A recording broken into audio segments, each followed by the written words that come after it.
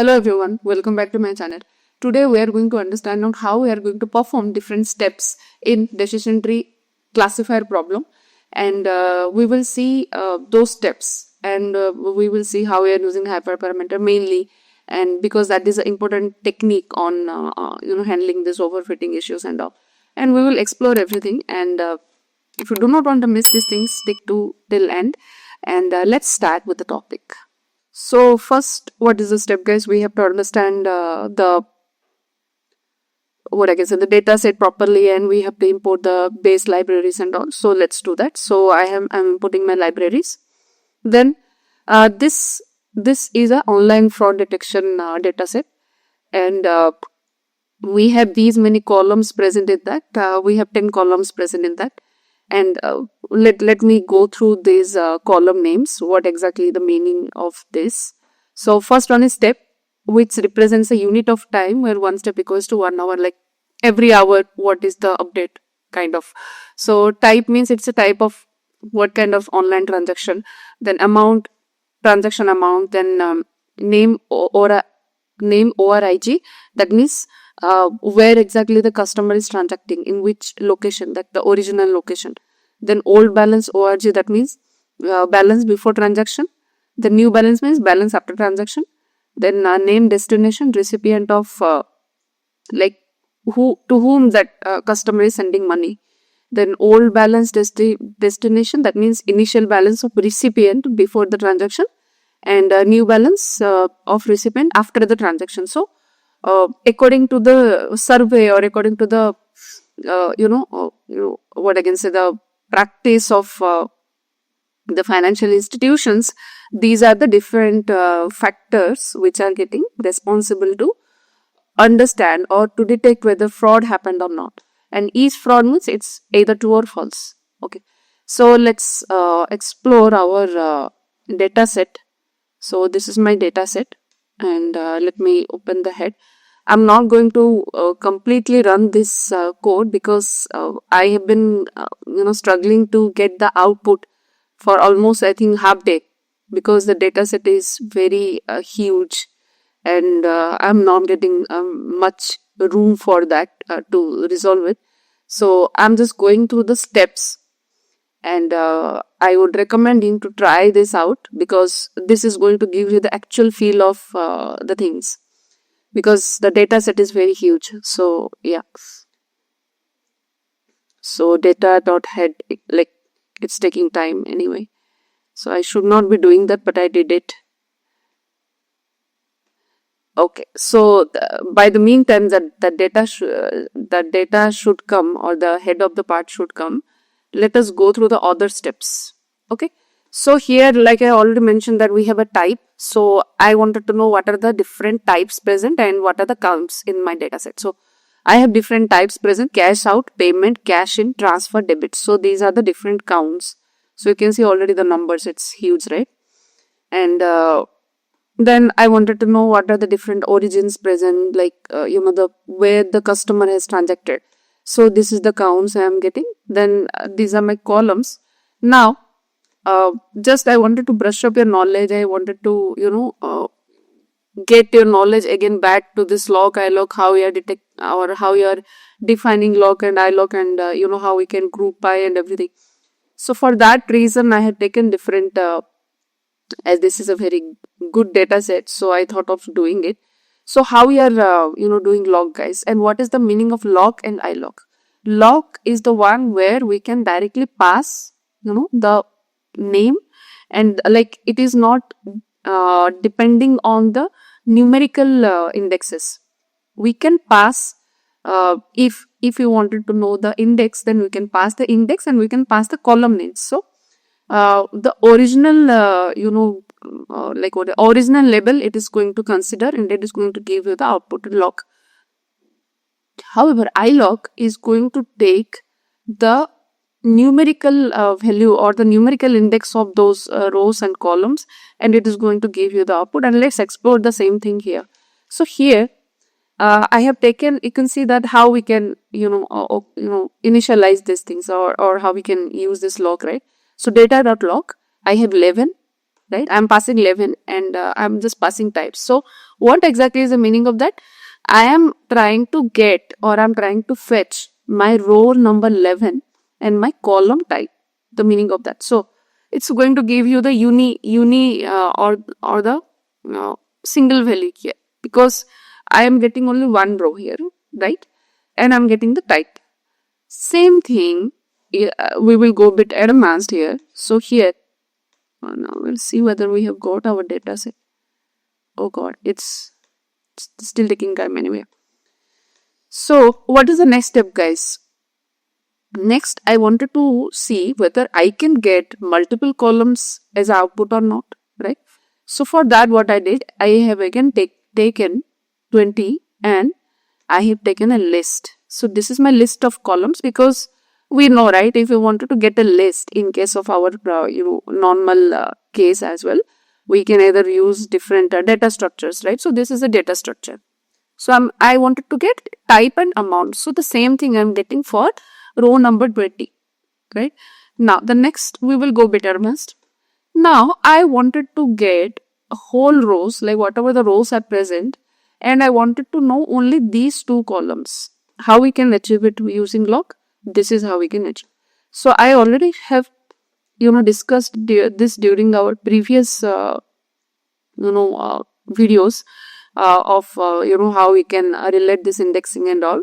So this is how we can get it. Like if we'll put a colon, that means it is going to give you the whole or the complete amount of rows, right? And you can see that I am getting my type and amount, right? This is how, and you can see that I have 10,48,575 rows present in my data set. And now we will see. Now if you like, we did everything with columns. Now we will do something with my rows. Can we fetch multiple rows? Yeah, we can. But this is how we can get. Like you have to pass indexes every time. And for getting columns, we know, right? If you wanted to fetch anything, overall everything, then one column should be enough. So this output is going to give me 20th row, 30th row, and 50th row. Then we will understand iloc. So log, we understood everything. Now we will brush up our memory on iloc. So if I'm going to put iloc like this, what exactly is the meaning of it, guys? If I'm just putting iloc this, that means it is going to fetch the first row, because 0 is the first index of every data set, correct? And if you'll go ahead, like if I'm just going ahead and doing like this, what exactly I'm going to get? Fifth column of all rows. That means I am going to how we are going to divide it. First we have to see we have column. That means I wanted to fetch my whole rows. Then I have 5. 5 means it's the index numbering of my column 5, fifth column, right? So I'm getting all the rows of fifth column. Then we have this. What exactly is the meaning of this? Fetch all columns and all rows. This means, right? So iloc has the capability to, if you'll just pass simple columns, it is going to give you everything. Now we will see the slicing part, right? We will see the slicing part as well. But before that, what is the output we are going to get here, guys? So we will divide it.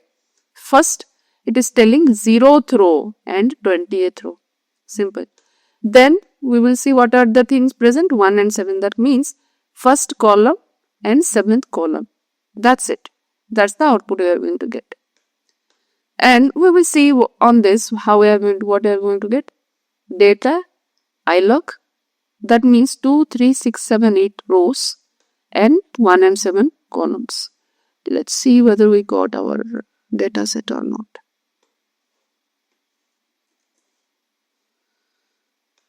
Oh god, it's fetching 10 lakh rows. Anyway, we will move ahead. Then we will see the slicing part. Okay. What exactly slicing is telling, guys? This is my row part and this is my column part. Then my row part is telling starting it's nothing but till 4th. That means it's going to print till row number 3, right? 0 to 3, correct? That is how my slicing works, right? Third row, it's not fourth row, third row, and all column values, correct? Then what exactly this slicing is going to do with me? I am going to get, like, how are I going to divide? We are going to divide the first part. So my first part is saying all rows. Then my second part is saying 0, 1. That means 0 to 2 means n minus 1, right? The end should be n minus 1. So first column and 0th column and first column we are going to fetch. So this is the same thing we are fetching. Then we will see next. Yeah. Now I wanted to fetch through log. I wanted to know all the cash out amounts, like all the cash out amounts based on, like, we have different amounts, right? I wanted to know all the cash out amounts. How can we get it? So for that, what we have to do, first we have to assign what is the output you need. We need a type, and from the type we need cash out. Okay, so I did that. Then after that, I am passing that type inside my log. So if I am doing it, that means I'm telling, or I am just giving the logic to get that particular output. So I have got all my cash out output. So you can see that I have all rows related to my cash out. You can try it out with different types. We have different types, right? You can try it out. When I'm going to share this code to you, you can try it out. Now we will see. Now I have fetched whole rows, whole columns here, right? I wanted to fetch only few columns. How can we do that? This is how we can do it. So my first portion, or the row portion, I am going to fetch all rows of cash out, but my column portion, I am telling that I want only the amount and is fraud. So this is how I am getting my output. Next, we will do some aggregation function, or some aggregation we will try. And for that, what I am trying to do, I wanted to get all the sum, or all the total amount based on my type. How can we do it? And most of the times you will be performing these kind of operations only when you are working on the real data sets. You must be performing these kind of operations only. So with that, what I got, if you see the total amount as per the transactions, or the types as per the type of transactions. So these are the different types. I have cash in, cash out, debit, payment, and transfer, right?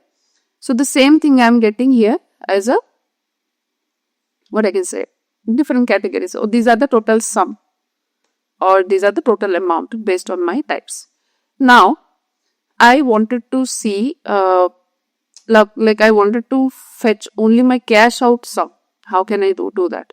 This is how we can do it. So first we have to assign one variable, or one variable, and inside that variable I wanted to fetch only my cash out portion, not my overall. So here I am able to see overall, right? Here I am able to see overall, but I wanted to see my total cash out amount, and that amount I wanted to get a sum. So this is how I am getting. Then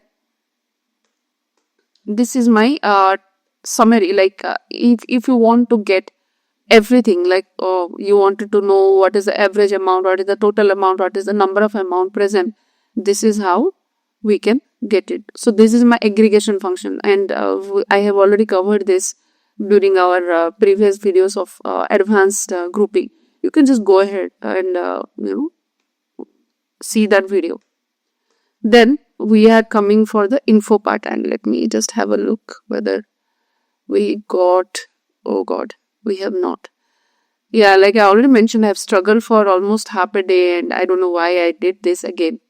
Okay, so this is my info part, and my info part is containing, you can see that I have 10,48,575 rows present, and these are my different data types, because this is the basics checks we have to do, right, whenever we are performing anything. And from the above, I am not able to see any null values present. Then we have describe. So we have describe. My describe is going to give you my descriptive statistics. So this is my descriptive statistics. You can clearly see that all these numbers are quite big because this is a huge data set. So this is my, verifying the null value is present or not. And these are different count plots I have taken. You can see that these are the different types. Based on my types, the count plots. Then this type and amount you can see. And now we will move ahead and what is the next step, guys? We understood everything, and now we are seeing that we have different object types, or I can say the string values present, and machines cannot perform with string values, right? So for that, what do we have to do? We have to convert it. And for heavy categorical data, we can perform either label encoding or ordinal encoding. So I am performing with ordinal encoding. And this same step, whatever you are seeing, right, guys, you can just perform with first fit, then after that you can just try transform. But I am just going here with fit and transform directly. And you can see from the above dataset, I wanted to explain you something here. So type is clear, right? We have all, alphabets. However, in my these columns, right, in my name, origin, then name, destination, these columns have alphabets plus my numbers. That means alphanumerics. So how we can, like, one question will come, if you'll see these kind of data sets, one question must be coming to your mind that how can we perform or how can we convert these things directly? So let me tell you that your encoder can convert these things again to the numeric format as well. So in short, I wanted to say that these encoders can convert your alphanumeric parts as well to your numerical. So after getting converted, this is the output which I am able to see, right? You can see my each fraud is having 0 and 1. Those are the two different values which you are able to see, and you can see it's converted. Now we are moving ahead and getting our model selection. Then inside my model selection, I have train test split, then gridsearchcv, cross-val score, then decision tree classifier, and it is present in which we have sklearn, and inside I have tree.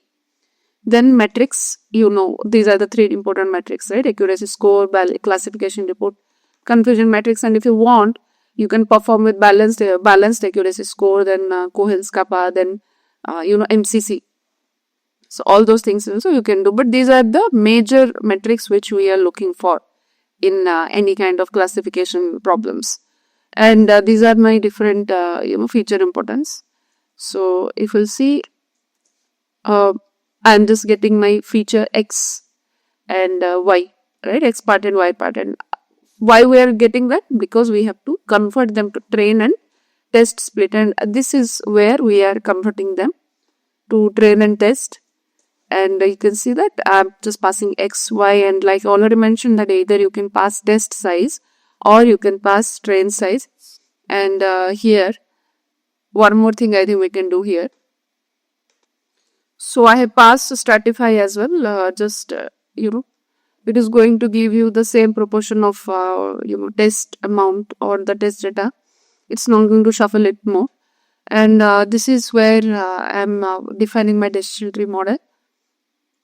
Then what we are doing, we are trying to get, because we are performing hyperparameter tuning. For that, we are using gridsearchcv, and these are my different inputs which you can provide, right? Like these are the responsible, or based on this, it's going to calculate different outputs or different accuracies based on its feasibility.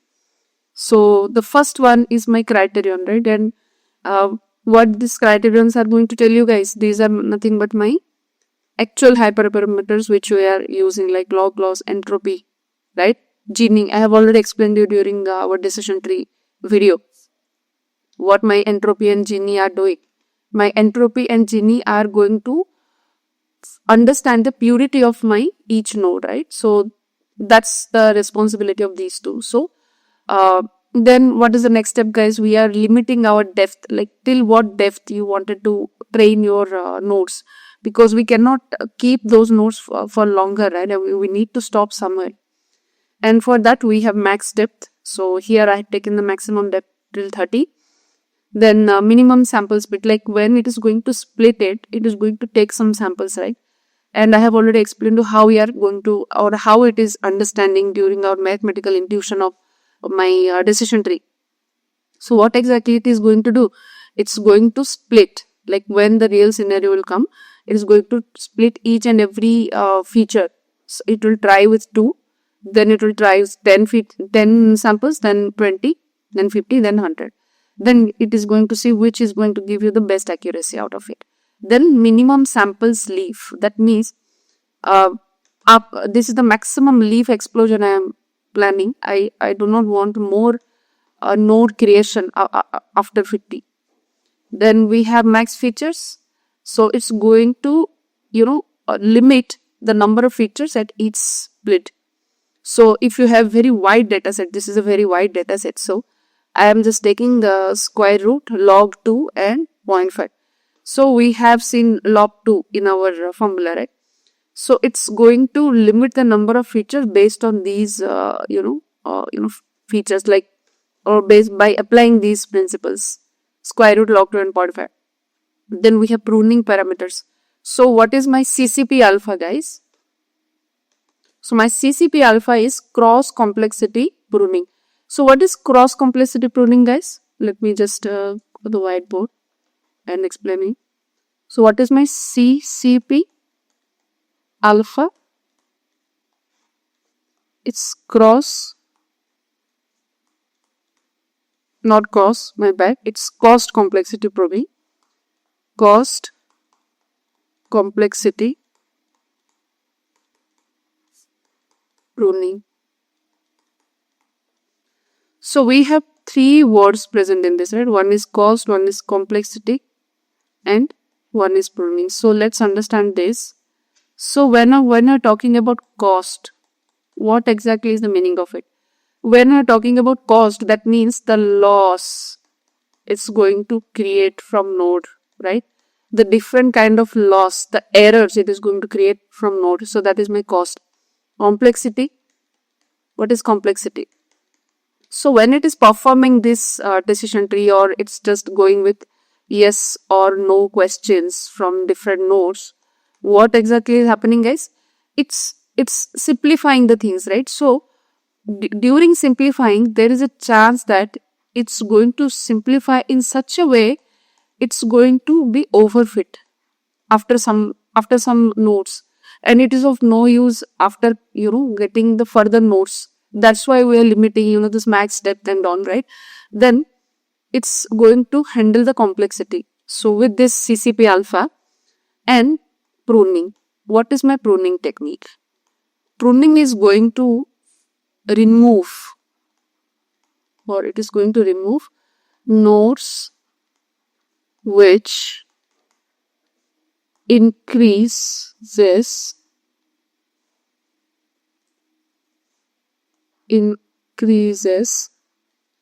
overfitting problem.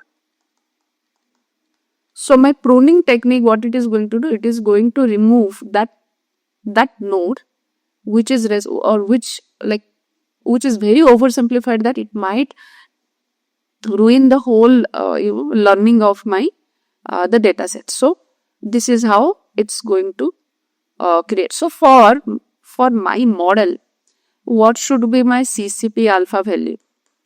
My CCP alpha value should be lesser, or if I'll say it should be 0. So when I'm saying that my CCP alpha value is less, that means it is good for me, right? It is good. If my CCP alpha is more, that means it is bad. Why should I want my model to go overfit and after that it has to do pruning? But pruning technique is going to be fruitful in case of my deep learning, and we will see that in our deep learning classes.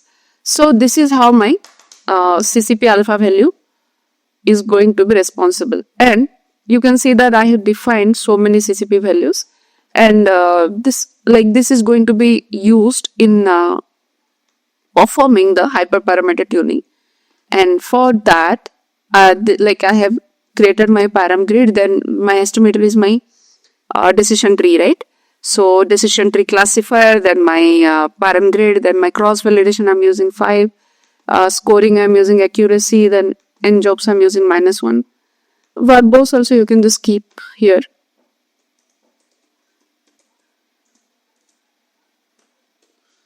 So with this, then I'm just going for grid, fitting my model with my grid search CV, right? So X train and Y train. Then after that, I am using my best params and best score. Here the output I am getting, it's like I tried 3 times, but it is very difficult. It takes a lot of time. You can try it out from your side. I tried it a lot, but it's like maybe my GPU is not enough to perform these things. However, I have 8 GB RAM. It is a bit clumsy in my side, so I'm just showing you all these steps. You can just perform that at your side. Then we are getting my estimator, and I am fitting my model with my estimator. Then after that, I'm predicting my output with my test data. Why we have not performed scaling, guys? Any clues? We are not performing scaling here because already my model is getting oversimplified.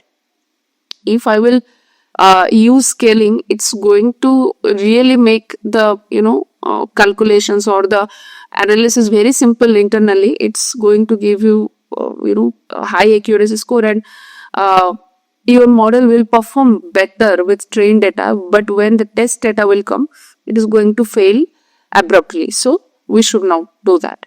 Then this is and one more thing you can try by using scaling, and just give me the comment what you are getting the output. And this is my evaluation, and this is my accuracy score, my classification report, and my confusion matrix. And if you want to check which is the best score, right, CB score, then you can use a cross-value score, and you can just pass your the gridsearchcv predicted model, then X and Y, then my cross validation you can use, and you can get your cross validation score here. So this is how my classification works, and this is a very big data set. So I was completely stuck in getting the proper output, but you can just give it a try. Based on the GPUs, it is going to perform well, and you can try it in Google Colab as well and just see how it is going to perform. And you can provide your feedback what you are getting the output. However, I will try from my side because I tried 3 times and it failed. So I will try from my side again. And guys, do not forget to hit the subscribe button if you like the content. Then share your feedback and like and share this channel link to all your friends. Then while you are subscribing, just do not forget to hit the bell icon so that you will not miss the latest updates. And we will meet during our next video. And the next video is going to be one data set which we are going to understand on the decision tree regressor, and we will move ahead with that. And till that time, see you. Bye.